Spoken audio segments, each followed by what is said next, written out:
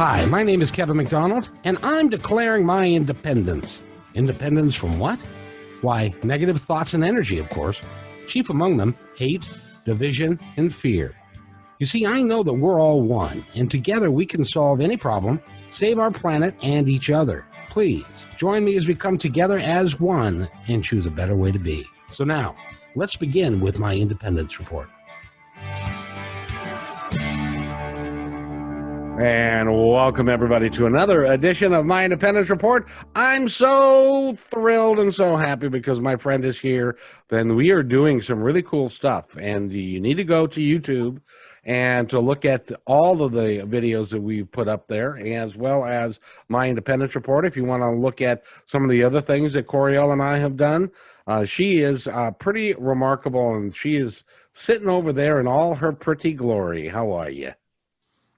I'm fine, Kevin. How are you? I'm really good, thank you, and I'm glad to be here because we're in the middle of a 5-part. Well, actually, honestly, it's going to be a 10-part series, and it is involving the work that you do and the erotic blueprints. And today, what we're doing. Well, I'll let you explain what we're doing because you've got it written down. I'm just guessing. What are we doing? I don't have that written down. I'm winging it. No. So what we're doing is we are going into each show for the next, well, after this, the next 3 shows is going to be, we're taking a blueprint, but all in total, it's going to be 5. So there are 5 erotic archetypal blueprints, and we're going to take each one, examine it, kind of break it apart, see what they like, what they don't like, what their turn-ons are, what their turn-ons aren't, and also some things that could happen if you're not really feeding and accepting who you are in your blueprint. So then it's really yummy, it's really juicy, it's really awesome. Last week we did energetic. So if anybody hasn't seen or heard that, they can go to the podcast on myindependencereport.com or at podbean.com, or they can go to my YouTube channel, which is under my name, which is Coryelle Kramer. And then they can watch, or they can see if you're sensual, you're probably going to be somebody who's going to watch and listen because you're into the senses. So anyway, that's just a lead in. But anyway, what's going to be happening is that after we do the blueprints, we're going to do what I call the animal prints. And they are the animals' equivalent of the blueprints, only it's for their personality.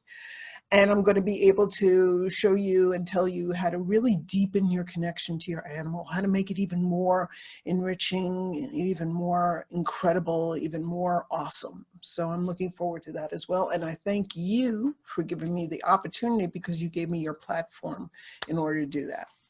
Well, you are most welcome because it is, well, first of all, the erotic blueprint is exactly what we're talking about, is exactly what it is, which is an erotic blueprint, but it's actually a lot more than that. As I'm going through this with you, what I'm discovering is that it's actually a way of living. It's a way of being. It's how you can attract your whole being to it. It's not just about, sex.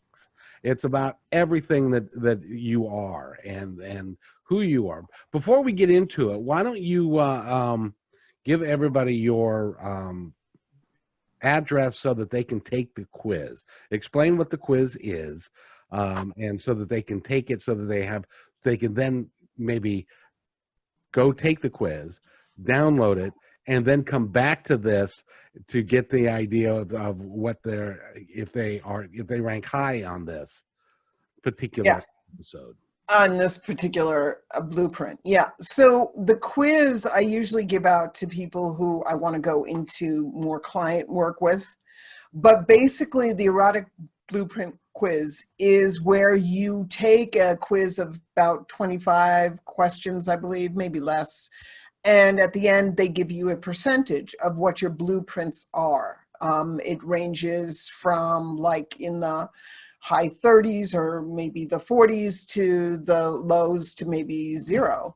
But it doesn't matter what what your percentages are. I mean, it does to a certain extent, but don't live your life by it, because what I do as a coach is I am then able to show you how to up all of your blueprint percentages, how to really raise those prints up so that you are then able to fully and completely live your life the way that you were meant to be, in passion, in happiness, in joy, in acceptance, in worthiness. You said it exactly right, Kevin. It's not about just sexuality and sex, although that is an important factor because we are sexual beings. And when we don't live our sexuality, when we don't embrace our sexuality, when we don't love our sexuality, we bring our sexuality into a place of shame and a place of non-acceptance and a place of doubt and a place of just shadows, which is what I'm going to be talking about later.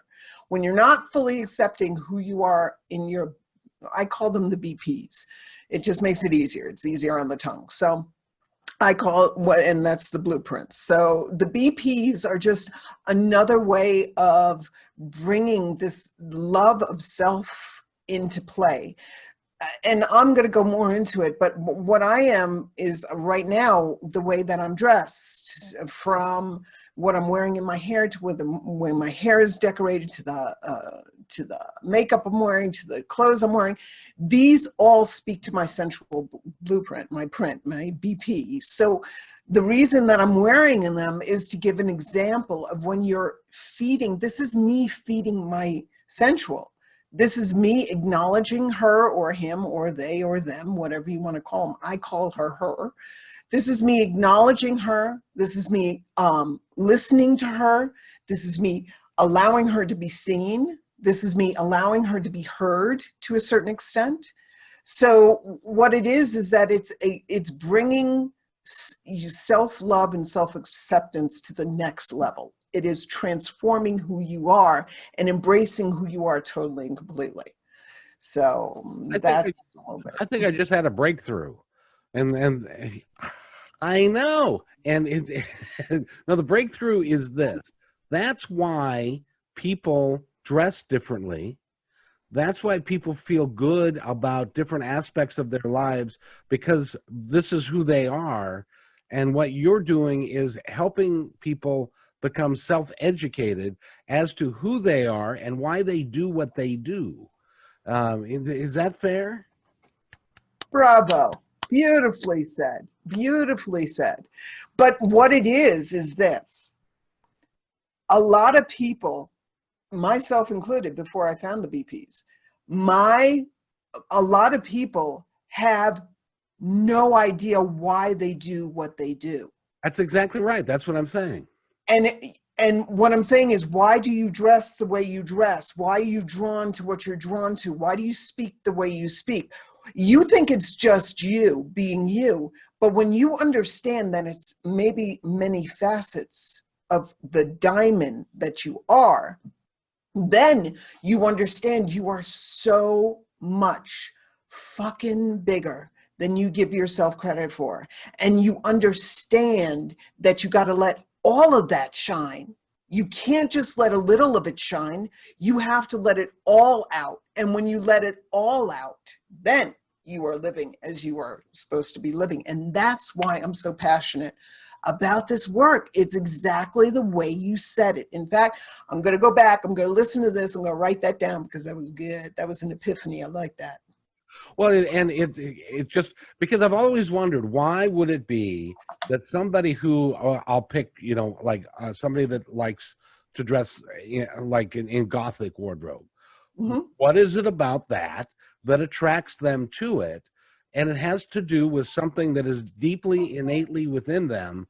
And they might not even recognize what that is. They just dress because that makes them feel good. But that's the nature of what it is. What you're explaining to people is why it makes them feel good. Right. And also, it might be that and it's not just because it's goth, I'm just using it because you used it as an example.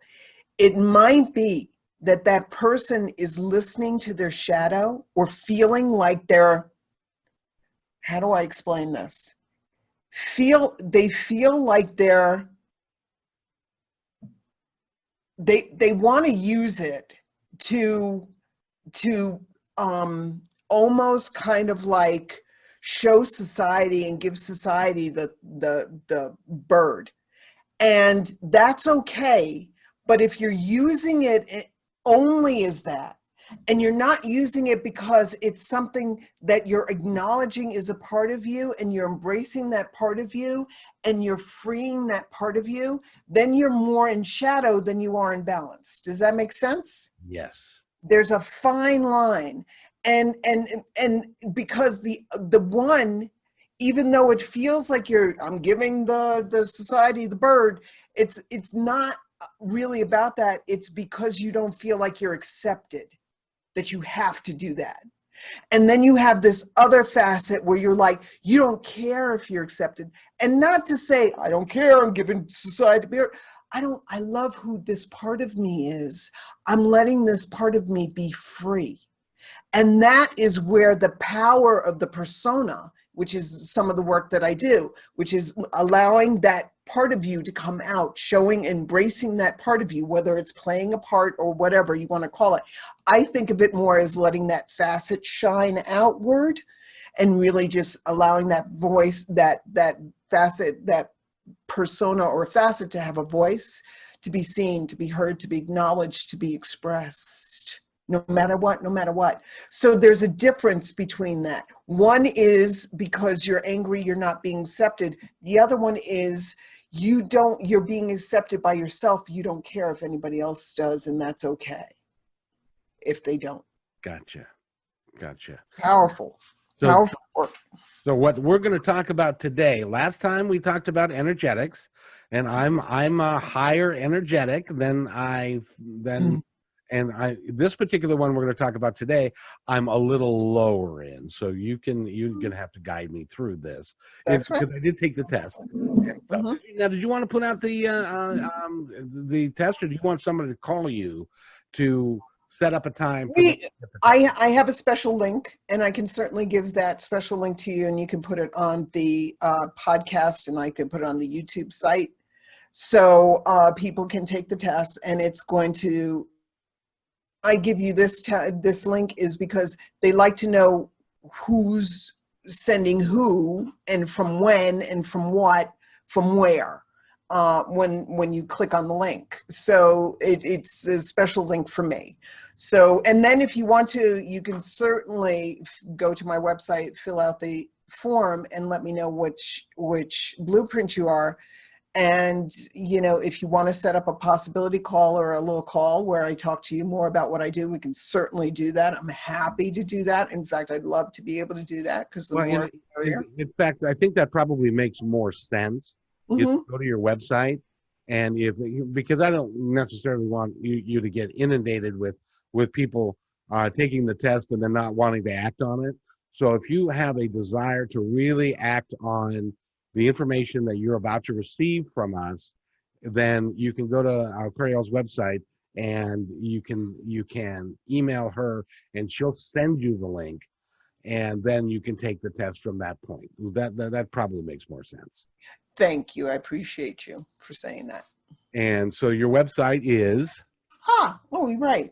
We need that, right? We do. So it's easy. It's my first name and my last name. So I'll spell it. It's CORYELLEKRAMER.com. I'll also, at the end of the YouTube video, if you wait until the end, you can see I'll put down my website info, and you can certainly see it there too, but it's CoryelleKramer.com. And I would highly suggest, after you listen and watch this, which is really cool, that this is new technology for me, so I'm going to have to lose some weight. But other than that, really is a lot of fun for me to do and be able to look at you and have this conversation. And when you're done with this, go to her website and click on the link and take the test. I took the test. It was very enlightening for me, although we're only 1/5 of the way through enlightenment for me, because we've got 4 more BPs. BPs to go through, and so I'm really looking forward to all of those, which, by the way, leads us into what are we going to talk about today? Well, first I want to acknowledge one thing, okay? I want to acknowledge you, Kevin, okay? And I want to say that you have done fabulously in the last couple of months, and it's only been a couple of months. I've only been certified 2 months, September, July, August, September. Yeah, 2 months almost today. So, and in that 2-month time, I have thrown you into the ocean of sexuality, okay? And you have been taken off like some person who's swimming the English Channel. You have dived in, you have delved in, you have just gone in without question. I have, in the 2 months, I have gotten another sexuality coach and more to come on. I got a pole dancer by the name of Natalie to come on. I have had a sexual kinky guru to come on, okay?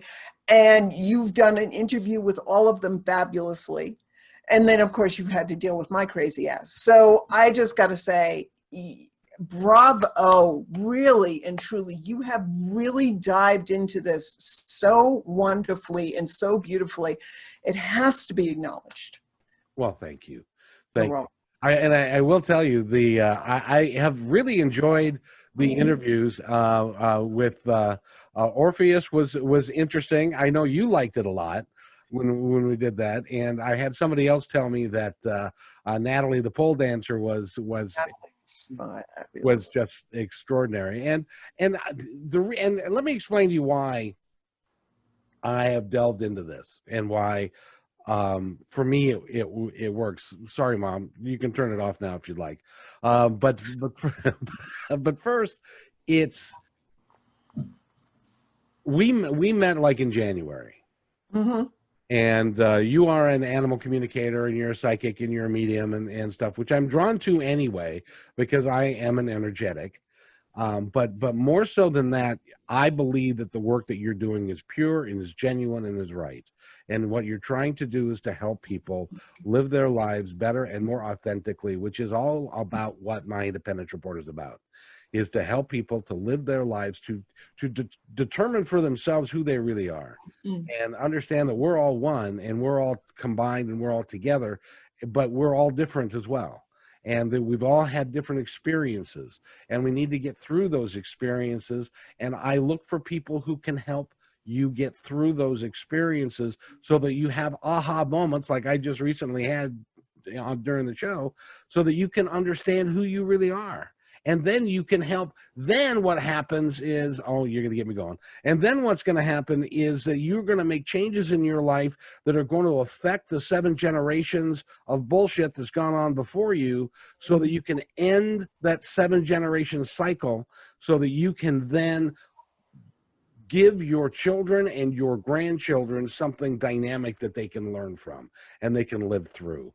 And that's why, and plus you guys are just so much fun, because you don't have the how you say the guardrails. Well, the guardrails of what you should talk about, what you shouldn't talk about. Natalie was cute. I mean, if I had a 7-second delay, I would have had to hit her like a bunch of, because her favorite word, and I love the way she says it, her favorite word is fuck. Actually, she says it feck. Yes, she does.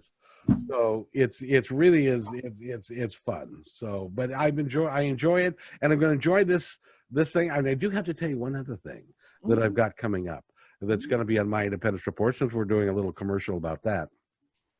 There was a guy that was on the show on Sunday, and he was right before you, and he's a hypnotherapist, and he does. Reagan? Was that Reagan? That's Reagan, yeah, Regan. Reagan. And he is a life between lives therapist, and he is he's volunteered to come on and to the podcast along with Natasha Ventner, who is a medium, and we are going to talk about life on the other side, and we're going to break it down and do a series like we're doing a series with you about life here. So that's going to be great fun, and we're really awesome. So that's coming up, but don't get the things. You think I was like Italian or something. I'm actually Irish German. But in any event, we are going to talk about sensuality today, aren't we? We are. So we are going to talk about the next blueprint, or the next BP up, is the sensual. And the sensual, well, they're just what it sounds like. They are all about the senses. They love it when all the senses are brought into play, when they're ignited, which means everything is important to them. They love the artistry of sexuality. They love the artistry of life. So they, they're things like their surroundings. I did not start off, or did I? No, I didn't. I did not start off, when I first took the blueprint quiz, I started off as very high kinky and very high energetic. Okay, being an energy healer, okay, that's a no-brainer. The kinky I already knew about. Pretty low. Then after that was a sensual, an sexual, and shapeshifter. Okay, so the sensual, I didn't really know anything about it. I thought the sensual was like, like, I don't know, like Zsa Zsa Gabor, or and I'm not Zsa Zsa Gabor. Okay, I thought it was like I don't know, like James Bond. I'm not James Bond. I'm not James Bond, one of the James Bond girls. I mean, I could be if I wanted to, but I'm not. I never knew quite what the sensual was all about. But the sensual is about, they love everything. Everything's important to them. So their surroundings, surroundings are very, very important to them. Okay. They delight in sounds. They love smells, certain smells, but they can also be turned off by smells, but we'll go more into that. So luscious, think lush, luxurious, sumptuous, luxe stuff is the sensual. So, Voluptuous, things like that there. So smells, tastes. And what I mean by that is that, a taste, a sensual is the person that makes the noise when they eat something really good. Usually. So they'll eat a strawberry, or they'll eat a taco that's delicious, and they're like, oh my God. Yeah. Stuff like that there. So the tastes are really important to them. The textures around them, like I have my fluffy textures around me. I have my, and I'll go more into that in a little bit. Textures, they love the luxurious stuff. So luxury, they're all about luxury. But it doesn't have to mean, luxury doesn't have to mean money, and they're all like about money. It's not about that. It's about the luxury of like fine Corinthian leather. And, there's a difference between that and pleather. And, there's it's the touch, it's the smell, it's the taste, it's the sound, it's the whole 9 yards. They love being someone's focus of attention. So I'm not saying that I'm not saying that they're not, but I mean, I love being the focus of attention. Okay, I will be honest, but I think that's, sensual with a dab of kinky mixed with a little bit of shapeshifter going on in there. But They love being, what I mean by that is they love being, when the person who is with them is being fully and totally and present with them. They see them, they hear them, they feel them, they smell them, they love them. That's what it's all about. They love closeness. The closer for them is the better. Now, remember the energetic last week. The energetic needs space. Right. Tease, longing. Don't go straight for the jugular with the energetic. And again, it's the way that you go for that with the sensual. We'll talk about the sexual later on, but the sensual is more about, if you're going to go straight for it, that's fine. But, there's a certain way to touch them. So you go into that with them. And I'll go more into that. Does that make sense? Absolutely. So we're going to talk about sensuality from the standpoint of all of it. Now, I was thinking when you were saying about you don't need a lot of money to be sensual and to live and to You live. don't. I was thinking about being on the beach, and going to the beach with a favorite friend, putting down your blanket, and then having the experience. And taking all of it in, the sights, the sounds, the smells, the smell of seaweed, the sound of the water rushing in, and the waves, and the people, and the kids laughing, and the dogs barking, and stuff. Is that kind of what you're talking about? Absolutely. Absolutely. Their surroundings are very important to them. So it's like a sensual is going to be when something is feeding all of their senses all at once. Like you said, the ocean is a great example. When that is feeding their senses all at once, it is a huge turn on. And it's also extremely orgasmic for them, or can be. Not that they're going to be coming all over the beach, but I'm just saying that I'll go more into it. There's the sensual is very interesting with the kind of orgasms they can have. But what I mean by that is when there is some place as a sensual, when there is some place that is feeding all of my senses all at once. Let's say the ocean, let's say a museum, let's say a beautiful, some kind of beautiful, concert, classical concert. When I'm feeling the vibration, when I'm feeling the atmosphere, and I'm in a beautiful place, and I'm listening to the beautiful things, and the smells are amazing, and the sights are incredible. It's feeding that entire part of me, that entire sphere that is the sensual. So if I were to try and seduce a sensual, a good way to do that would be scented candles. Woo them. Woo them. Scented candles. Light. The idea of wooing, flowers, scented candle. Well, okay, hang on a second. Sorry. It might be slightly, and I'm not saying, okay, my mind is going off, which is one of the shadows about the sensual. I'll go into that in a second. They get too much into their head. There's might be a slight difference if you're talking male to female. Okay, cock-bodied to vulva-bodied, okay, is what we call it. Right now, I'm going to talk about, because you brought it up, we're going to talk about vulva bodies. Oh, that's good cucumber water. Okay, so, sorry. That's all right. I'm still digesting what you said before, but keep going. So, flowers. That gets sights and senses in the mix. Dinner. Beautiful dinner in a beautiful restaurant, taking them to a beautiful place that feeds all of their senses. Again, the beach, walking on the beach. Walks on the beach. That's a total and complete sensual right there. Okay. What else?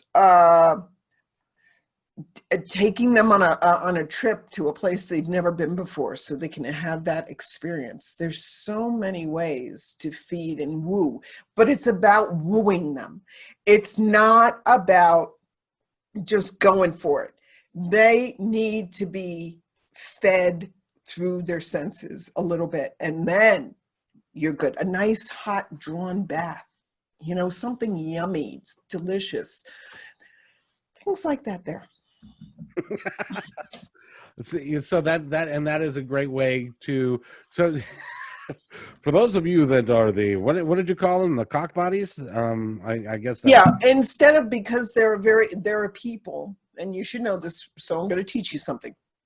There are people who are in this world who do not associate with male, female. okay. They don't associate because their body might be one thing, but they associate with another gender, or they associate with another sexuality. So it's important to, when you say cock bodies, that incorporates anybody who has that kind of genitalia. And then the vulva bodies are anybody who has that kind of genitalia. So what happens is you're incorporating it's about the body, but it's not about the person. The body doesn't necessarily make the person. Does that make sense? Oh, absolutely. Absolutely. I know people that have one set of genitalia and would prefer to have another set. Right. A lot more, it's much more within their thought pattern. They would much rather be somebody other than what God gave them, or how they showed up on earth, and Exactly. and stuff. So, but that makes sense. That makes sense that you're eliminating, because there's all of that from all different shades of, from white to black and all different shades in between. That eliminates that and puts it into two categories. Easy peasy lemon squeezy. Makes sense. Makes sense to me. So that's awesome. So continue with, what are some of the other aspects of being a sensual person? So the superpowers. Boop, boop, boop. Superpowers of the sensual, which is the superpowers. So which means basically these are the things that they can do when all things are put into play, and when they're being fully fed, and they're being fully heard, and they're being fully acknowledged. These are the things that can accomplish. Also, if they're more in I don't want to say positive. Hang on one second. If they're more into the fed side of it, which might be the light, I guess you could also call it the lighter side of it, as opposed into the I don't want to say shadow side. I want to make sure I use this right, because this is really important. I'm getting the superpowers are what they can accomplish. Okay, if they are really acknowledged and fed. The shadow side is the opposite, but also the things that could be a problem if they're not acknowledged and loved. Make sense? Mm-hmm. Okay. All right. So the superpowers. Let's go into the superpowers. So the superpowers of the sensual are, they can have non-genital orgasms. What I mean by that is, somebody touches the back of your neck, okay? Somebody, or the back of your knee, or sucks on your neck, or on your toes, if that's your thing. Again, we go into kinky and taboo. It sucks on your toes, smacking you on your butt, something like that, or from a smell or from a taste. And it doesn't have to be from the genital location orgasm. They don't need that. They need, if there's something about, they can have a full-bodied experience from the toes to the head. So let me explain that a little bit. And they can also have kind of like mini orgasms. At least this is what I've come to see as essential, as I've really embraced my sensual, fed my sensual, brought her more into being, and brought her more into focus and into clarity. I find out that I'm having kind of like mini orgasms, or mini O's is what I call them, where when I encounter something, it's kind of like, so we're talking about the full-bodied experience. So somebody touches the back of your neck, and you can twitch, and you can shiver and stuff like that there. And immediately, if you tune into your body, you can feel where that feels in your body. Mm-hmm. Like when I touch the back of my neck, I immediately feel it in my genital area. That's just that touch, just that's one of my erotic zones. So erogenous zones. So no, I like erotic zones. Yeah, that's one of my erotic zones. I like that sound better. It does. But they can have these mini things where somebody just like, you know, sucks on their neck or kisses their neck or bites their neck or bites their toes, and they're just like, they're twitching all over. And that's me. I've always been like that. Sometimes it's like there's a smell. And again, it's not like I was a kid and I was having all these orgasms. It wasn't like that. It was just, there was something about smells would draw me in, like really there were some smells that would just really just draw me in. I'd almost be hypnotized by them. There would be images, like I've always remembered from when I was a kid, and I would tell people this and they always thought I was crazy. But ever since I was a kid, what I would love to do is I'd love museums. I would go to museums and there would be certain pictures or paintings that I would go to, and I would stand in front of them. I could still do it to this day. I could stand in front of them, and the best way I can describe it is I literally go out of my body into that painting, into a 3D version of that painting. Wow. That's what I know when an artist has really hit me. It's almost like an instantaneous thing. I can go into their painting and experience it in a 3D world. It's trippy. So that has always been really important to me. Music is very important to me. I grew up in a very, very musical family. But music is very important to me, and music when I feel for different music at different times. Like there's sometimes I want to listen to Metallica and it's orgasmic, and there are sometimes Metallica is the last thing I want to listen to, and I want to listen to like reggae or raga, Indian raga music. Or sometimes I'm too sensitive for that and I just want, like singing bowls. So there's a lot of times but each one gives me like a twitch is what I'm saying. Now, can we go back to I want to explain to the audience, because there's some that may be listening to this going, all right, now wait a minute. You're saying that you stand in front of a picture or a painting and that you are drawn into the painting and it can be like a 3D experience for you. How is that possible? And let me explain, see if I can explain, first of all, who you are, which you're highly energetic. You vibrate at a higher level, and you can sense, I believe, the intention of the painter or the creator of the work, because that energy, that vibration is still there within that painting, and it still attracts. And so you can, and I believe everybody can do this, but you are a little bit more trained to do this than most, because of the energy that you emit and the energy that's coming from the painting. You can create that that feeling, or that's the way that appears to you. You could tell me I'm all wet, but I think that's a good way of explaining how you use the energy, and you do the same thing with music.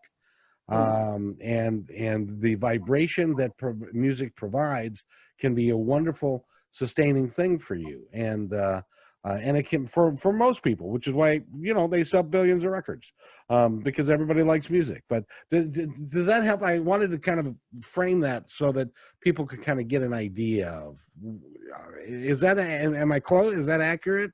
You got really close. I mean, you're spot on pretty much. I never thought of it like that with the feeding into the artist's vibration, but that makes total and complete sense. But what I want to say, it's because of everything that painter is doing, from the brush strokes to which feeds my eyes, to the colors which feed my eyes, but also I'm cueing into the colors vibrationally, to whatever the subject matter is, no matter if it's modern or if it's geometric or if it's impressionism or whatever, it doesn't matter to me. It's about whatever, it's the total package for me. But you're right, it's probably about the vibration of the painter too. But, you know, there's also the thing where, you know, it depends. I mean, it really depends on what the subject matter is, because, you know, I mean, I love some of Picasso's work. Now, Picasso, let's be honest, he was an asshole, okay? He was a bit of an asshole, okay? But, you know, it's not all of his work, but there's some of his work that I really go into. The cubism of some of his work, I really, really go into. And then there's, you know, the Jackson Pollock, which I never thought I would go into, that I do very easily. And then there's the super modern thing of like Kandinsky, I think it was his name was, where he did the squares and stuff. Oh, If that, have no earthly. I might be wrong. I might be wrong. I probably get it wrong. And please don't send me hate mail, please, or just hate mail. Okay. But the square, the guy that does a lot of squares, some of his work, not a lot of his work. But yeah, it's about the fact that the whole thing is just drawing me into this situation. And then, you know, there's a lot of times when I'm drawn into the art myself, I feel the music, I hear music that goes along with the art. Now, it might not be art that music that they intended to, because sometimes I'll hear jazz or rap, or, you know, even sometimes I'll hear opera, and I don't like opera. Again, don't send me any opera hate mail, okay? But it's not my thing. It doesn't go for me. It doesn't turn me on. Okay, it just doesn't. Well, see, and that's why, as far as being sensual, I'm a lower one of those, because I'll look at a painting and go, "That's nice," and go, and it means nothing to It me. doesn't mean that you're not. It does not mean that you are not sensually, you know, turned on by paintings. Maybe you have not found the right artist. That could be. One of my favorite artists, and I was thrilled when I was in Austria, I was able to go to the museum there, is Gustav Klimt. He's like, he did this work. If you don't know his work, you've got to look at his work. I mean, if you're sensual, you're gonna freaking have a baby when you see it. I mean, it's just the textures, the richness, the richness of the subjects, the sexuality, the sensuality, the colors he uses are just like this drop dead, unbelievable experience. I mean, just mind blowing. He's one of my favorites. And to be able to stand in front of one and go into that painting is still one of my most incredible artist experience. But I had to find my way in. I didn't start with you know, a Jackson Pollock, because I had to build up to that. I started with things like Monet, and I started with things like Gustav Klimt, and I started with artists who I could really get into, whose subjects really touch me, who I'm just, I don't know why, I love that whole, you know, and then I work my way up. Mm-hmm. So find somebody who floats your boat and then move on from there. So that's my artist like thing. So Well, let's talk about the darker side. yeah. Now, what I want to make sure that everybody understands is this: shadows are needed in order to express light and contrast in your life. Shadows are good, okay? It's like anything though. How you use them is what denotes whether they are bringing positivity in your life or discordancy to your life. And I don't like to use the word negative, because there are some things like negative ions that are good. And negativity, you know, being negative is not always a bad thing. A thing being negative is always not a bad thing. So I like discordancy because it throws you off balance. So It's really important that just because something is dark and something's shadow doesn't necessarily make it bad. Okay, it's how you use it. And I personally have really tried to acknowledge, listen to, embrace, see, and hear my shadow side so that I can bring her with me and feed her just like I feed my BP. I want to feed my shadow side, and I want to be able to, bring myself in balance, because you cannot have light without dark, and you cannot have dark without light. It's a balance, it's a mix. And when you walk in balance, that's what I'm trying to do for people, is I'm trying to bring them into balance as opposed to just one side or the other. Okay. So the shadow side, we experienced this a little bit. I experienced this a little while ago, and you saw an example and you heard an example. We can get into our heads a little bit easier, and we can get flustered. So we have what I like to call the squirrel minds or the monkey minds. Can't turn it off. Okay. So what happens is, this is always fun.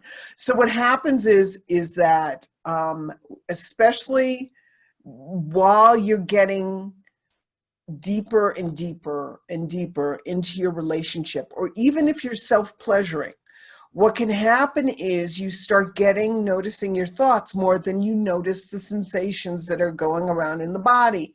And the thoughts are usually, but not always, but usually an example of them are something like this.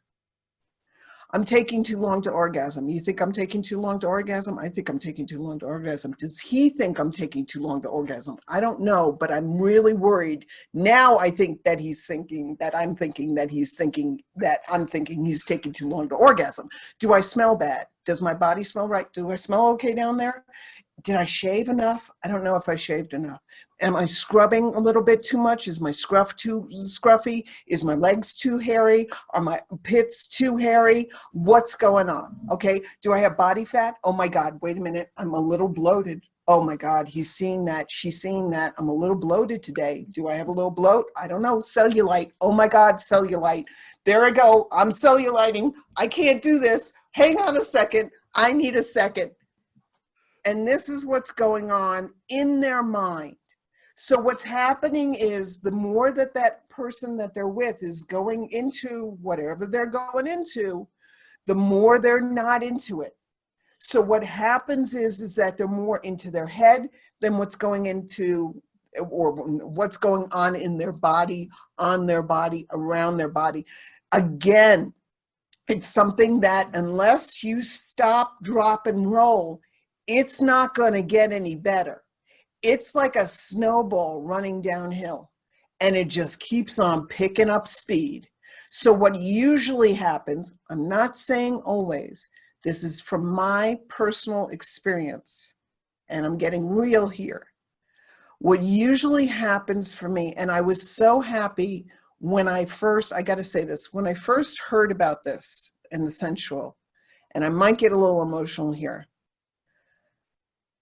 I felt such relief, because I thought that was me. I thought I was the only one who felt like that. I felt like I was the only one who experienced that.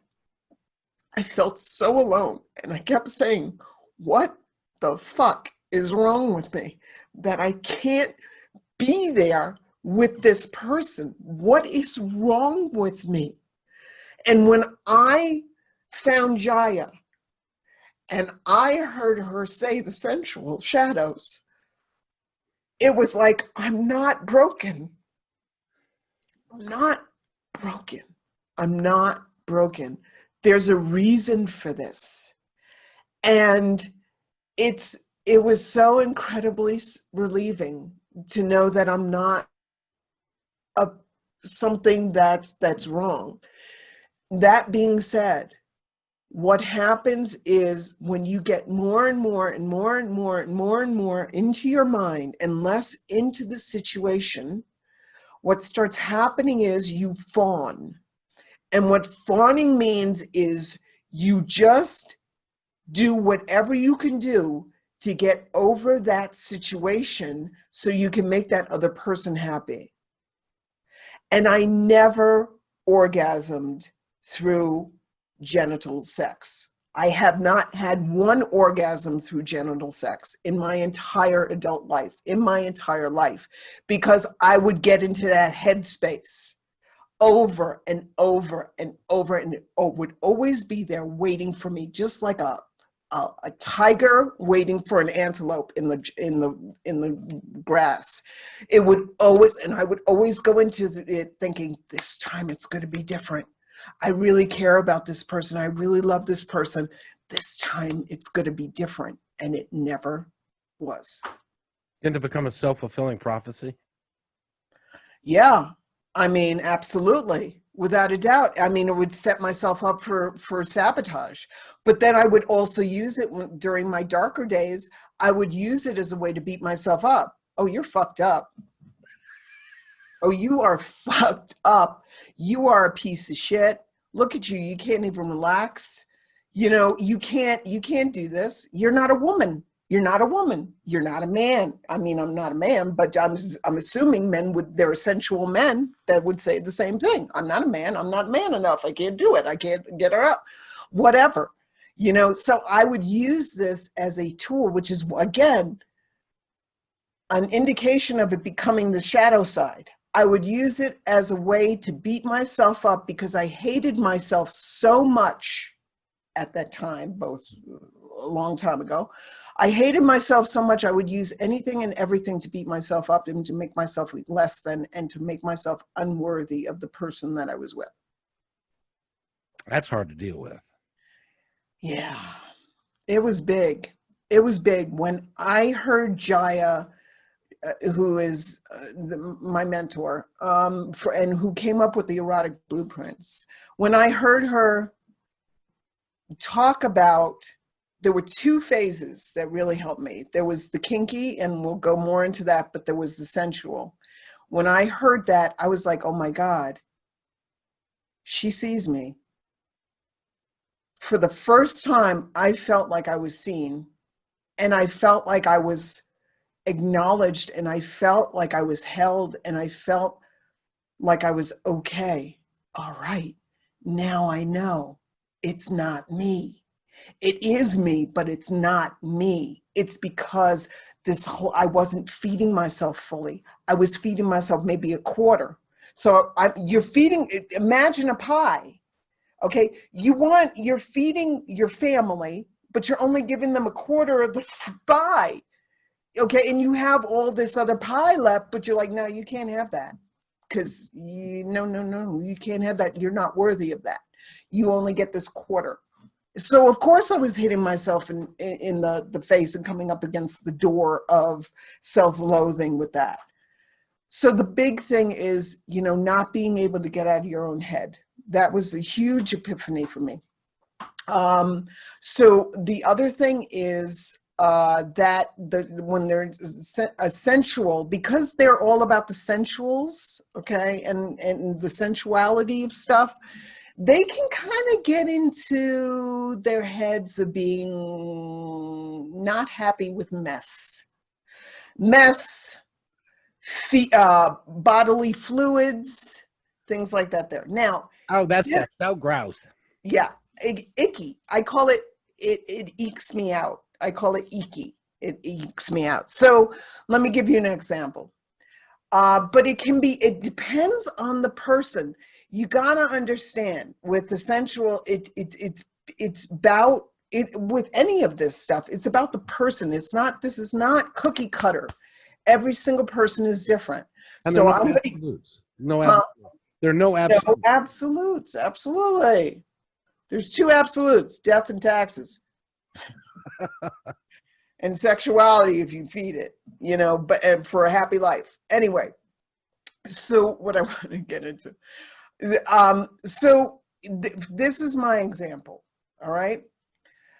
I don't like, for me, my surroundings are really important. This is my energetic as well as my sensual side. For me, my surroundings are very important. Ever since I was a little kid, ever since I was a little kid, I was an only child. I had my own room. Don't judge, okay? But I had my own room. And from as long as I can remember, I would always rearrange my house, my room. It would probably be anywhere between, depending, anywhere between, every 3 to 6 months, but probably, every other 2 months, every other month. I would feel this need to rearrange my room or add things to my room or get rid of things in my room. And I believe that because my surroundings were so important to me, when I found out about the BPs, I found out about the energetic.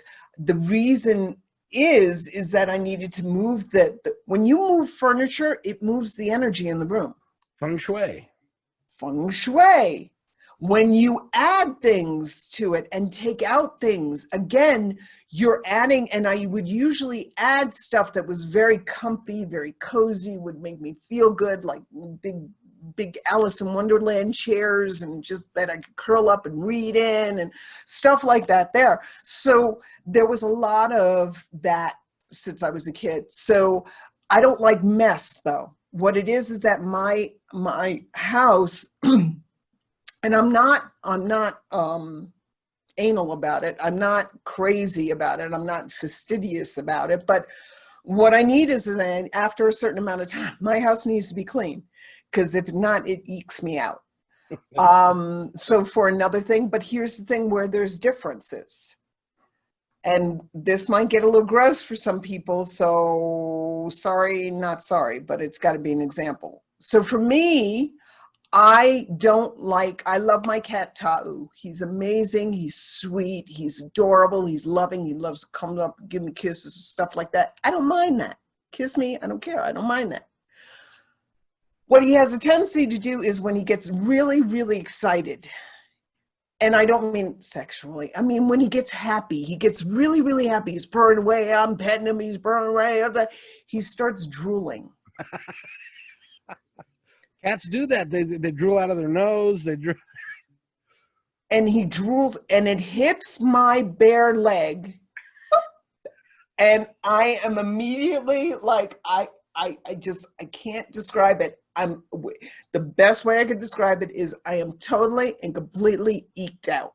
He'll put his head on my desk here, and then all of a sudden he'll raise up his head, and there's a pool of drool, and I'm just like, I love him. So this is when I'm just like, do I throw him off my lap and say, ew? No. This is when I say I'm embracing and acknowledging my shadow side. She does not like this. So I'm like, Ta'u, which is Southern African dialect. It means lion.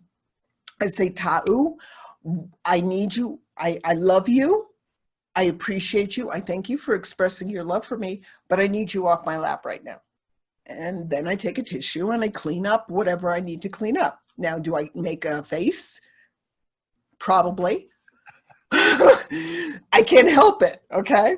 But that's where that can come into play. However, I used to be a vet tech, and blood does not bother me, but drool bothers me. I cannot explain it. I can't explain it. I just can't. It just is what tweaks you, what is your shadow side.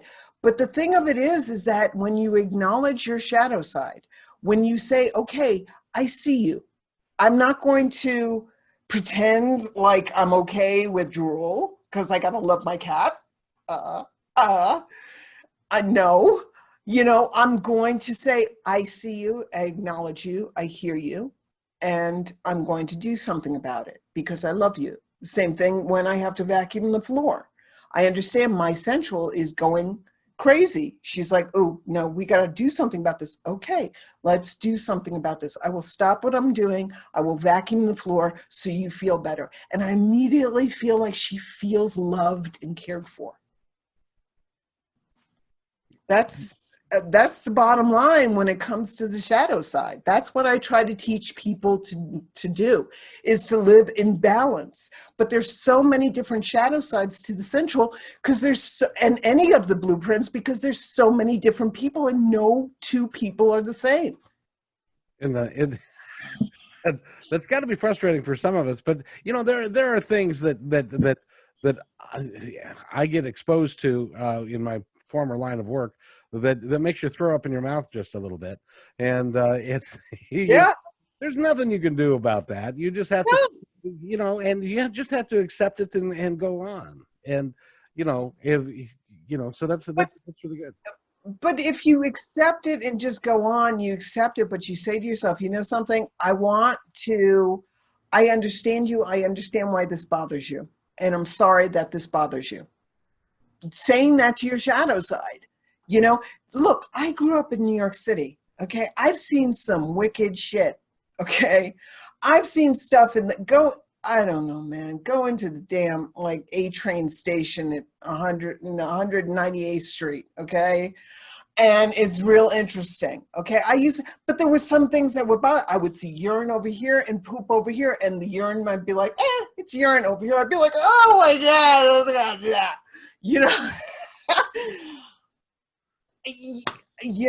It's like, I don't know why one thing is like, and the other thing is like, but it's okay. It's all okay. It's all okay. For me, it's vomit.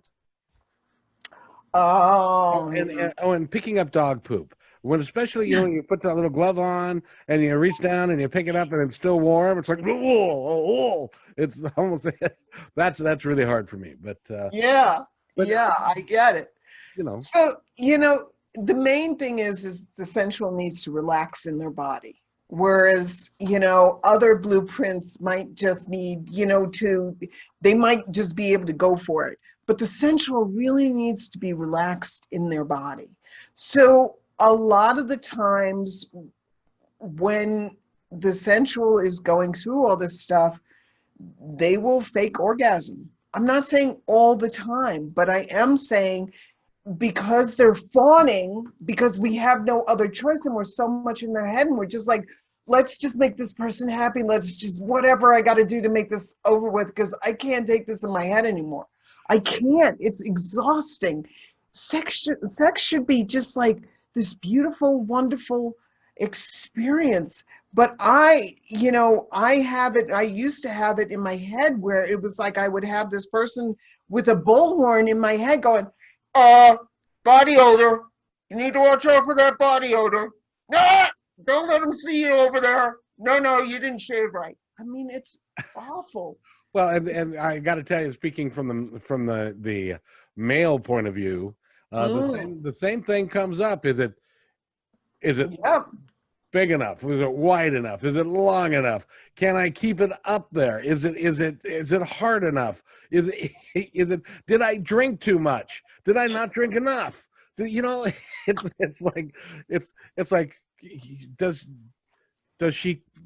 Don't look at that. Stop that. We're all insecure in our own ways that way. But it's interesting to note that sensuals have and we'll find out about this down the road. But I suggest that sexuals don't have the same problem as sensuals do from that particular point of view. They tend to, but we'll talk about that. No, because and what you were talking about is insecurity. There's a difference between insecurity and not being able to turn off your brain. Squirrel mind. Insecurity can be like, is it big enough? Is it small enough? Yes, I got the cellulite. Oh my God, am I too fat? I'm a little bloated. I understand that. The squirrel mind is, and that stops at that, oh my God, is it too big? Is it too small? Is it too small? Is it too small? But that's where the squirrel mind could go into. But the squirrel mind goes into everything. Yeah. Everything. From the tips of your top of your head to the tips of your toes. You are going through this shit storm and this crap cacophony of just like, I don't know if I'm good enough. This is wrong. This is wrong. That's wrong. This wrong. Does he think my nose is too big? Are my eyes too far apart? Are my elbows too ashy? Are my knees too stubbly? I think my knees are too stubbly. Really too stubbly? I don't know. I thought they were too stubbly last week. They were too stubbly last week. I remember that. And then but the girl couldn't get the waxing done. So the girl couldn't get the waxing done. So, wait a minute. That reminds me, I have an appointment to the dentist for next week that I got to put on my calendar. This is the squirrel mind. Beige. I think I'll paint the ceiling beige. Beige. Yeah. Beige. Beige. I don't know. Maybe an offer white. Maybe a seashell. Maybe a sea foam. Maybe a sea foam. I don't like sea foam. You know what I do like? I do like foam. But no, wait a minute. I don't like foam coming out of my dog's mouth. It's just this thing that just keeps going. That because the sensual needs to be brought into their body. It's about the senses. They need to be brought into their body, because if they're not brought into their body, they're going out into their mind. It's kind of like a balloon. You want to keep the balloon kind of like tethered down close to you, because the more line you give that balloon, the more chances that balloon is going to take off. So think of it kind of like that.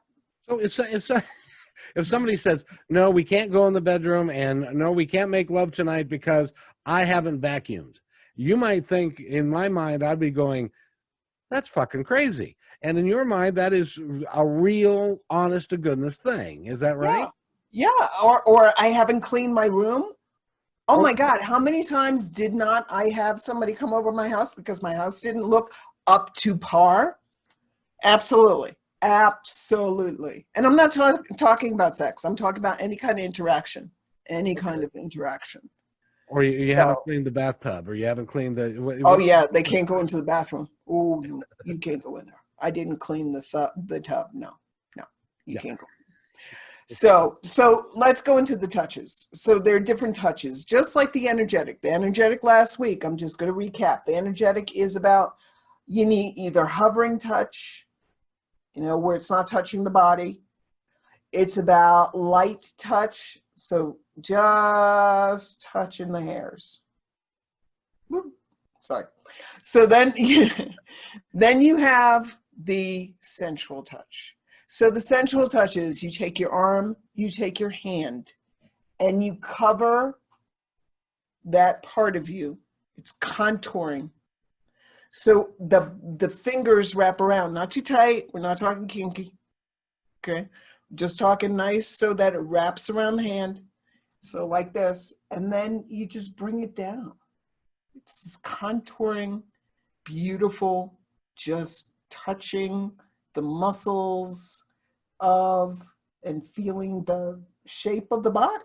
That is the touch. It's like this. It's like where you're feeling that person and you're bringing that person close, and you're feeling that hand wrap around that whole part of the body that you're touching. And it's about just allowing them to, feel that part of you. So like the energetic needs space. The sensual doesn't necessarily need space. But they need that, but they don't need that, I'm going for your kind of thing. It's more of the sexual.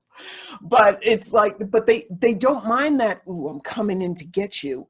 I'm coming in, but then I'm touching you like this kind of thing. And that's just like, it's delicious. It's yummy. It's just because, again, that touch is acknowledging to that person that they are being felt, that they are being seen, that they are being heard, that they're being that they're being loved. It's that kind of beautiful touch. Oh, that's awesome. That's awesome. Now we've been going a while, so I'm gonna go. It seems like these go very fast, don't they? Yeah. So let me go ahead and finish up then. So there are words that usually the sensual uses that the sensual likes being used on them. Things like, for the bedroom, things like boudoir. Oh. Or yummy. You might have heard me say yummy during the show. Delicious. And my favorite word, one of my favorite sensual words, decadent. Love Oh. that. So the tone of that, the turn on tone for the sensual is, think of kind of like Selma Hayek. Hayek, yeah, I love her. Salma Hayek, Antonio Banderas, Barry White. Okay, so it's slow and low, Low and slow. low and slow. AKA, it's smooth, it's rich, it's chocolatey, it's savoring. So I got a question, Teach. I got a question. Go. So if you are if you've identified that somebody is a sensual Mm-hmm. and you figure out the touch, Mm-hmm. and is it helpful to them for if you were to say your skin feels beautiful to me, your smell is wonderful, I love everything that you're presenting.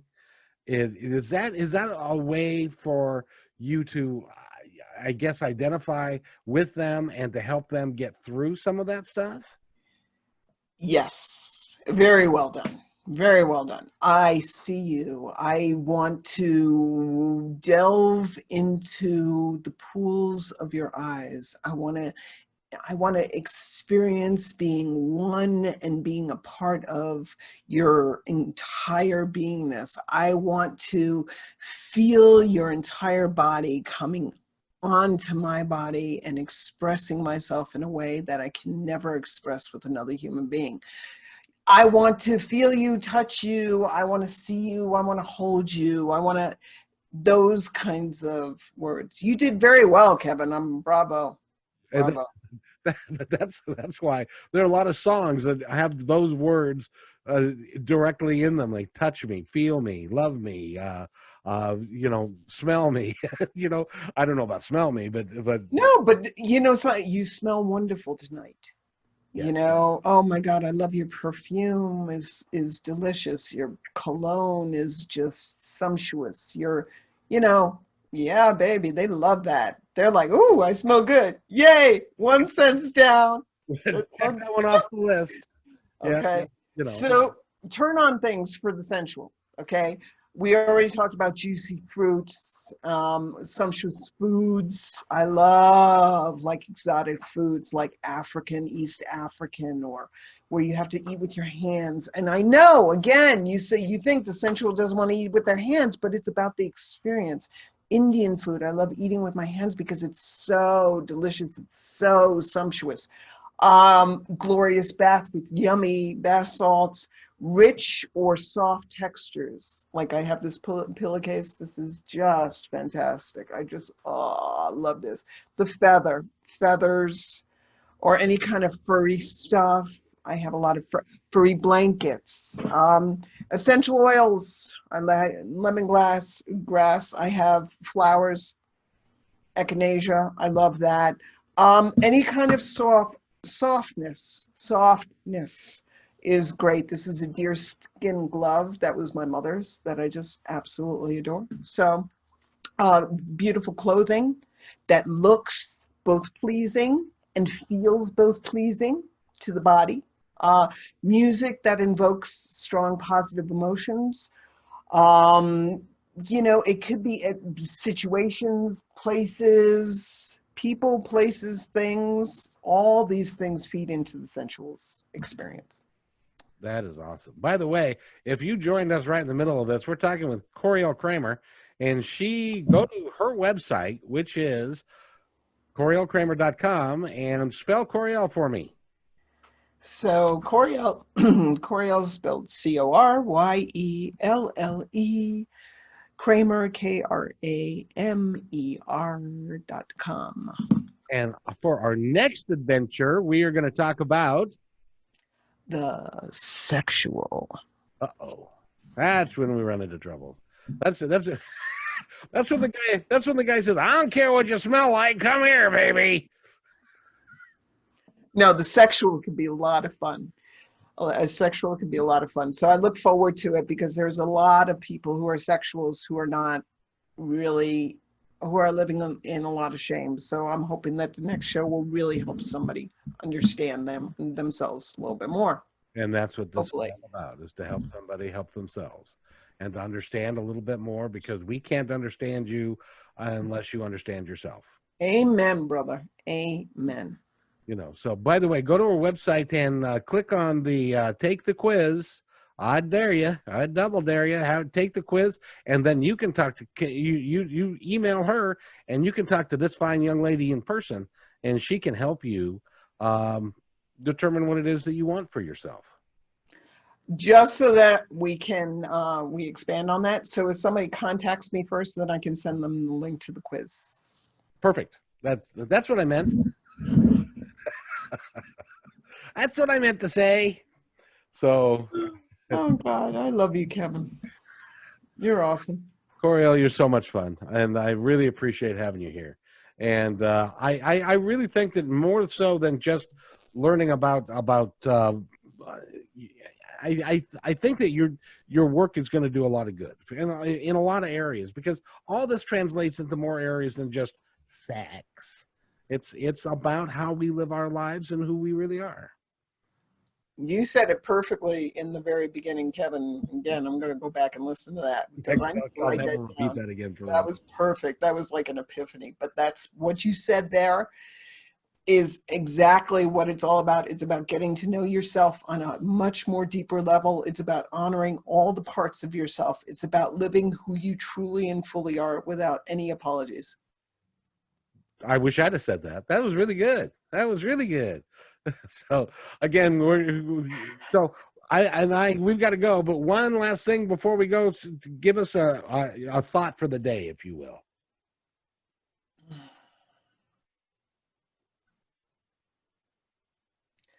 It's time for you to start living who you are truly called to be instead of who you think you need to be. Wow, that's good. That's really good. Be who you. Yes, that's whatever you said. That's really good, folks. So pay attention to that. So. With that, I'd like to thank her for being on my Independence Report. She is awesome, and we're going to do the next one next week. So look for them every Friday or so to hit YouTube. All right? See you next time. Hey, and thanks for listening to this episode all the way to the end. Hey, pretty cool. Hey, don't forget to follow us so you can receive regular updates and new posts. And remember, take care of each other, because each other's all we've got. See you next time on my Independence Report.